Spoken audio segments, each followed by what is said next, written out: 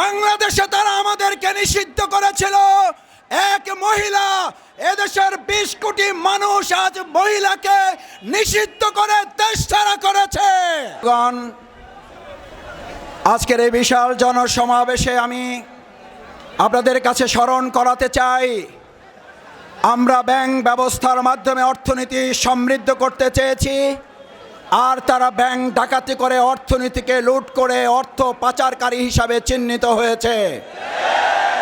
আমরা স্বাস্থ্য সেবায় চিকিৎসার জন্য হাসপাতাল তৈরি করেছি।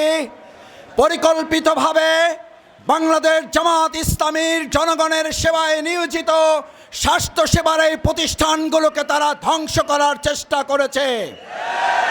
আমরা তরুণ প্রজন্মের মধ্যে আগামী দিনের সূর্য সন্তান ইসলামী ছাত্র শিবির তৈরি করি, আর ওবায়দুল কাদেররা এই শিক্ষার্থীদের বুকে গুলি চালানোর ছাত্রলীগ তৈরি করে। সেজন্য বাংলাদেশে তারা আমাদেরকে নিষিদ্ধ করেছিল। এক মহিলা, এদেশের ২০ কোটি মানুষ আজ মহিলাকে নিষিদ্ধ করে দেশ ছাড়া করেছে। আমরা পরিষ্কার বলতে চাই, ভাই এবং বন্ধুগণ, এই দেশ আমাদের, এই দেশ গড়তে হবে আমাদের। এই দেশ গড়ার প্রত্যয়ে যে স্লোগান আপনারা ঠিক করেছেন, শহীদ আবু সাইদ মীর মুগ্ধ, আমাদের হয়নি শেষ যুদ্ধ। এই যুদ্ধ চালিয়ে নিয়ে অর্থবহ নতুন স্বাধীনতাকে কাজে লাগাবার জন্য কি সবাই রাজি আছেন? সবাই কি জীবন দিতে রাজি আছি?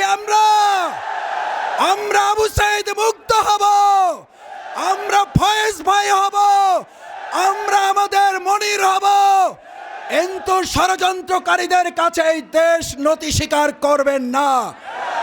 সবশেষ বলতে চাই, ছাত্র জনতার গণ অভ্যুত্থানকে পরিকল্পিত এবং ষড়যন্ত্রের মাধ্যমে নস্যাৎ করার জন্য যখন সিদ্ধান্ত নিয়ে একটার পর একটা ব্যর্থ হলো, শেখ হাসিনার সবশেষ ট্রাম্প কার্ড ব্যবহার করলো।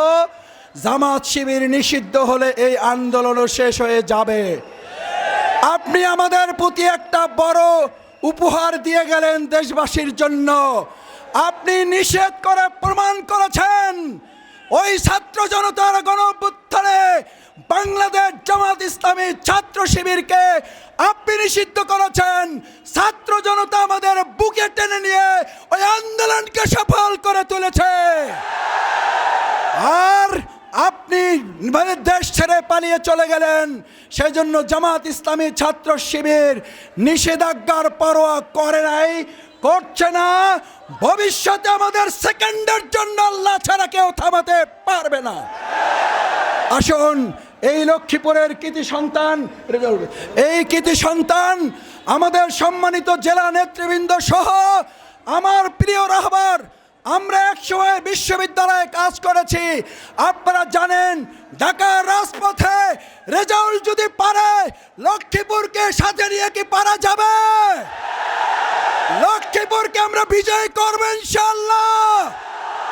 আল্লাহ আমাদের তৌফিক দিন। আসসালামু আলাইকুম ওয়া রাহমাতুল্লাহি ওয়া বারাকাতুহু।